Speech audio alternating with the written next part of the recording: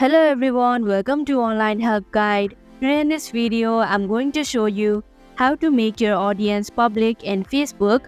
So without any further ado, let's get started. First of all, open Facebook app. Click on the three horizontal lines in the top right corner.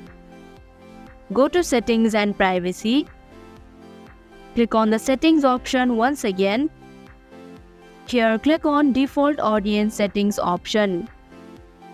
Now you'll just have to select Public option. This option allows anyone to see what you share and interact with your public content.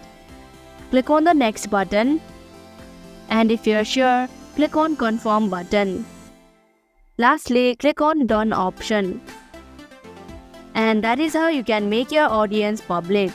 Thank you for watching Online Help Guide. Hope this video was helpful. If it was, hit the like button and comment down if you have any questions or feedback.